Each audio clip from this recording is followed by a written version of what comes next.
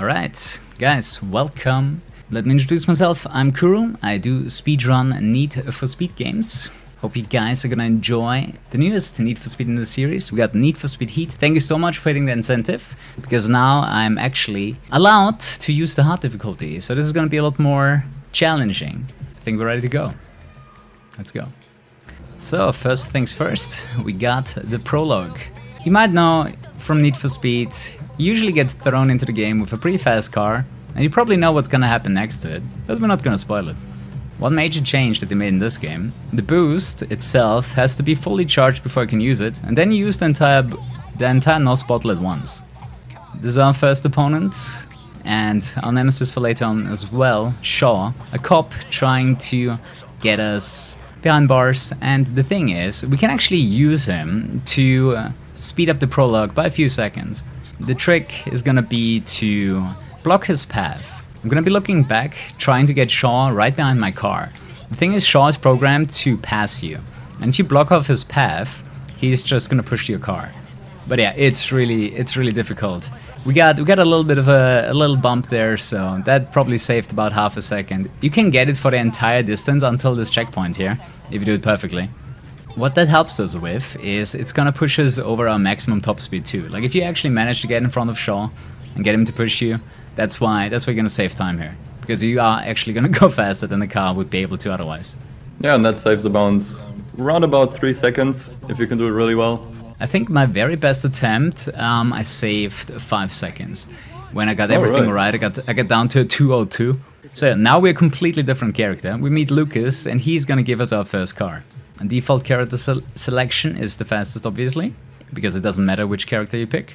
And luckily for speedrunning, the default car choice, the Mustang, is also the fastest. So there are two ways we need to progress in this game. First, we need to earn money for upgrades, so our car gets fast enough. And the second way you progress in this game is by building your reputation. You need that reputation to get access to faster cars and to actually finish the story mode of the game. So there are two ways to handle in this game. There's brake to drift, and there's tap the gas to drift.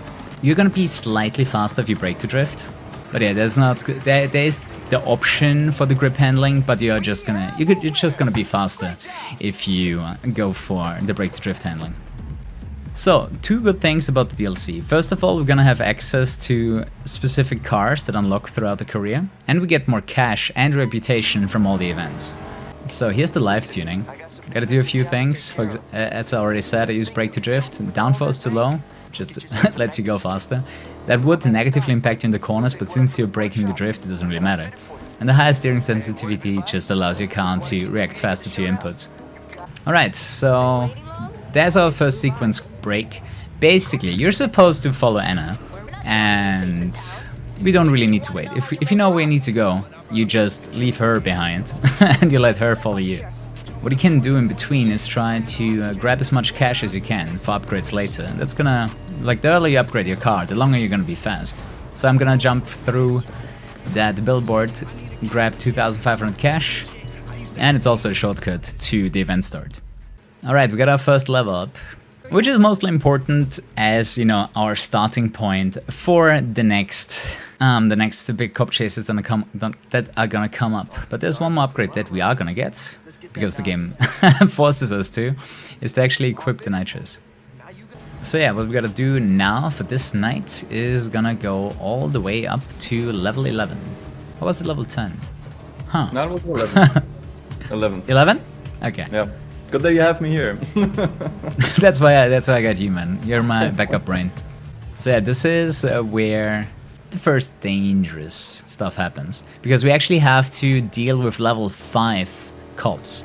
In comparison to Most Wanted, where you can get the heat level depending on where you are in the game, you can get access to the level 5 cops immediately.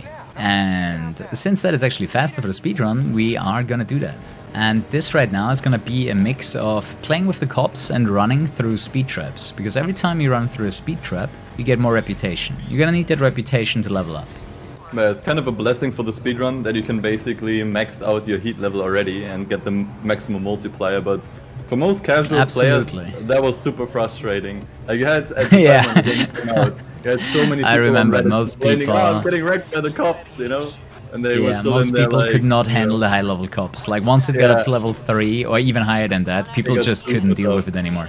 And they got wrecked. The problem that I see with the game's damage model is that you take damage when you ram them as well. So basically, when you deal damage to them, you will also take damage. And it's a little, you know, it's a cat and mouse game where I want to destroy as many cops as quickly as I can while driving through the speed traps, while not getting my car wrecked or busted. It's quite exciting to watch, though. Trying to take. Yeah, on, it is. Like, It is terrifying, man. it's It's so much worse when you have to play it. So my health is really low, so I absolutely have to repair right now. And then we can think about our last set of cops that we're gonna drown. One of the best escape methods is to take this jump. Generally jumping over water, the cops can't do it. They will 100% every single time get their car broken. I don't know if they never learned how to take a ramp without flipping the car a million times, but that is basically what happens. They take the jump, they break their cars, and you're gone. And the chopper can't do it either. Like, the chopper loses you. Like, you become invisible the moment you take that jump. Yeah, in the no DLC category, you actually stick to the Mustang for the entire run. You use it for the drifting, you use it for the story missions, and yeah, you basically just keep it the entire time. Yeah, changing the car would take way too much time, because you would have to buy a car. Since the DLC cars are free, you just unlock them depending on your level. You can access them, but you need your money for upgrades. You can take whatever car, like the starter car, and just upgrade it. That's way faster. And this is where the newest strategy comes into play, drifting. We need to end up at level 29. The idea here is to always get a 3-star completion and get enough reputation to finish out the game. You still get a little bit of reputation playing through the story mode, which is enough to get us to level 30, which we need by the end. If I have the chance, I'm gonna get a cop in here, because if I have the cop on me, as I mentioned earlier, I do get even more heat on my car. By the way, the DLC doesn't even save that much as you would think. The DLC saves you about 5 minutes, or maybe 6. I'm not sure exactly what my no DLC run is like. And yeah, another good thing about this spot is that for some reason only the weakest cops can go in here, so only like the Civic cruisers. No matter what your heat level is, you will never get Corvettes in here, or Rhinos, or even Choppers. Not sure why that is, but that obviously helps. I have no idea why that is either, but it's the only thing that makes this possible, because there are other drift options in the city that would be closer, but if you're in the city, you get the Corvettes, you get the Rhinos, and you get the Chopper, and you have absolutely no chance drifting at that point. So, we should be really close to it. I want to see 20,000 or less points to level 29. And yeah, for example, if it was a cop right here, I couldn't go out, because the moment you're on this road, the condition 5 cops would hunt you down. Rhinos, Corvettes, and the Chopper. And if I happen to find the cop on the road, I have to dodge him. I have to circle around him, I have to hide, I just can't get involved in a cop chase right now. Alright, this is where the fun starts. We're gonna get into a really fast car here. And we have a hell of a lot of money. And since we are at a high level now, we can skip a whole bunch of upgrades and install much stronger stuff. So, there's our next event with Anna. One thing a lot of people don't know, you can actually select which garage you leave. Usually people drive into a certain garage and then leave that garage. But if you go into the minimap out of the garage, you can choose where you want to spawn out of. Yeah, I did that a while, and I felt really dumb. Yeah, I think it took me some time to actually realize it. Like, now it's gonna be very rapid. We're gonna be going through every single career mission one after another. Our heat level is high, our car is fast.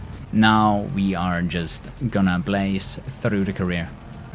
And yeah, since we haven't drifted enough yet, we're getting the drift tutorial now in the story. Bit late. A bit late. I could probably open up my own drift circus with all the knowledge that I gathered. So yeah, we need 5 drifts. The game doesn't really care how long they are, or if we are even on the road. So I'm gonna be drifting next to the road, because it's gonna be a lot easier. So, and this is where the biggest difference comes in for the hard difficulty that you donated for. Obviously, all the opponents are faster on the hard difficulty, but this event you need to get 80,000 points instead of 20,000 on easy and 40,000 on medium. And that's the part where you actually lose time. But hey, if you want to beat world records, definitely play on easy. You're gonna have an advantage over the world record run. And there's a little trick at the end of it, because you always keep driving after an event, and wherever your car is, you're gonna start. So I'm gonna put my car into a position where I can pick up an extra billboard. It's very important that you burn all of the NOS. Holy shit. That was close. I'm not sure I'm gonna make this. Ah, damn it. So I did make the first jump, but I was too slow, so I didn't get it nicely, and now I actually missed the billboard.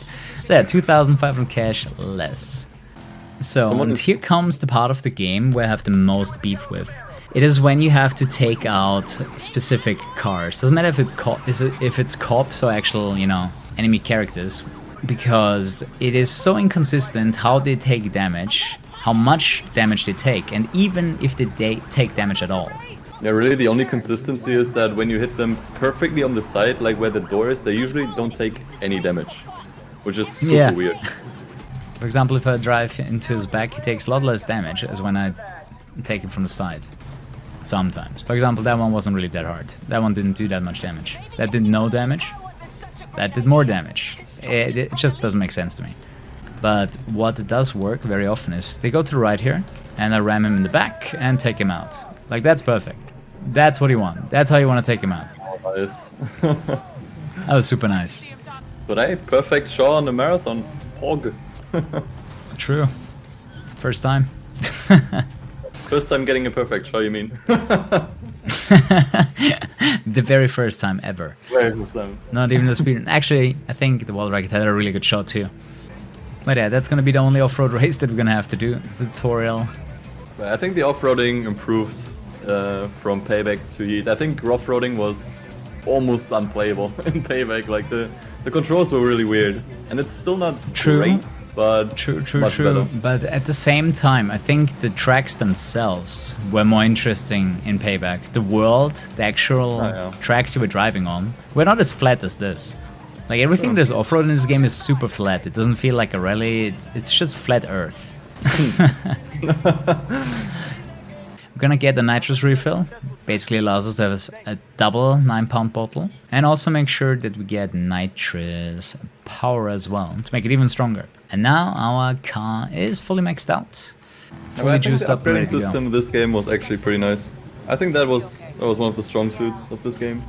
I gotta agree. Like, it gave you the feeling of actually upgrading your car and, you know, switching out the parts for better ones without assigning random numbers to it and like a level and a card. So this is where the game tries to be GTA. We got a tailing mission. It feels so basic. It's just drive out of the car and don't get too suspicious. But I remember this mission you actually blew a couple of times because you got impatient. That was pretty funny. I got super impatient sometimes where I just got too close. But it's quite funny. Like, you can actually be quite suspicious, although you're like directly behind them. Like, you can drift around, you can honk, you can do all sorts of stuff. You can do a burnout at some point. Like, I can press the honk, the suspicion goes up. He notices that I'm there, but he doesn't really care too much.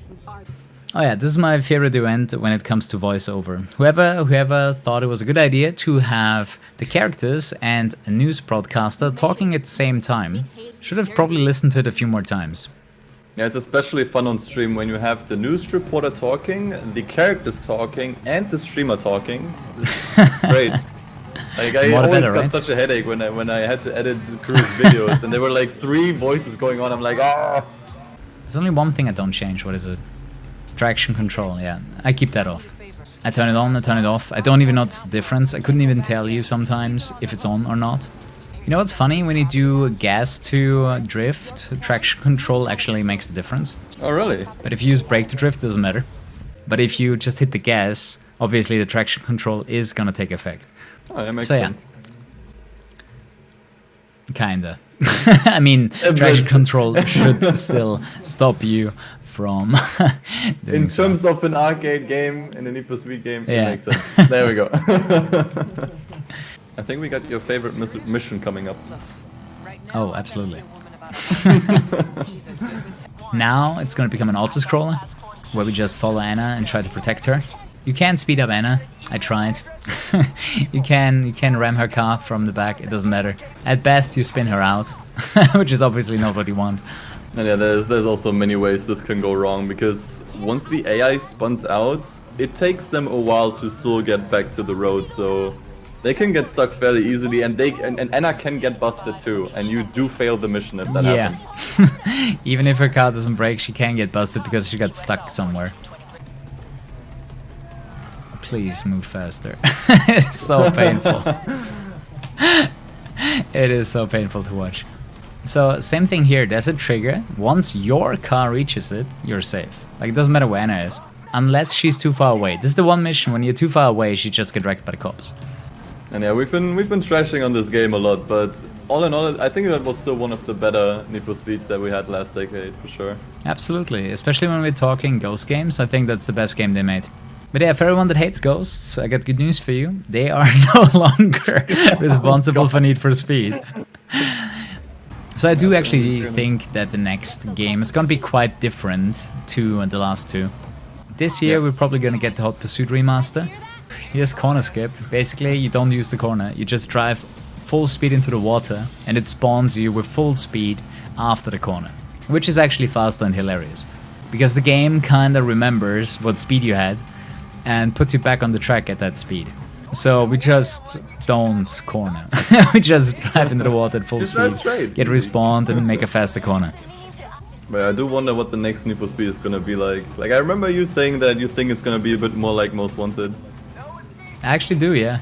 That is my bet. I think the next Need for Speed is gonna be Most Wanted like. I wouldn't be surprised to see something like a Blacklist come back. Yeah, that teaser we got at EA Play didn't tell much either. It was basically like, hey, next Need for Speed is gonna have cars. Like, cars, hey, look at two rendered cars. There was really nothing. Alright, a final mission coming up. I love how the cops are just called Cop 1 and 2. That's the actual names. What if they're called like that? I'm so sad for them. Mom but yeah, I was actually super surprised by that. I didn't know that's gonna happen, and I was so excited. Yeah, it was just nice to see. It's like a nice nod to pretty much the fan favorite, you know. That's just fan service, but it's so good. Oh, that's gonna be time. Okay, that was fast. That was a really good Mercer, actually. That was, sorry, I didn't give you a heads up there. I wasn't thinking about it. That was such a fast Mercer. I wasn't ready myself. I know. Get your Kuru guns out, everybody. Yeah, thanks so much for watching, guys. Hope you enjoyed the newest entry in Need for Speed. As a speedrun, of course. 1:48.45. Not bad. Still 8 minutes slower than the world record, but you can kind of see how much optimization I put into this game and how many runs I did to actually get all the way down to 140. It is possible to get a sub 140 in this category, but man, so many things have to go into your favor. And with that, I'd like to give a big thank you to all of you. Thanks so much for watching, and big shouts to ESA. Thank you for having me. It was a blast. Can't wait for the next in-person event, and this is definitely the next best thing we have right now. Appreciate the opportunity all you guys are doing. Thank you so much. Big shouts to Eden for joining me in commentary, and Ash for reading out donations, and a shout out to the tech crew as well, that are working relentlessly in the background, helping me set up my last minute audio issues. Yeah, KuruHS to all of you, of course. See you, chat. Yeah, thank you so much, everyone. You guys are awesome.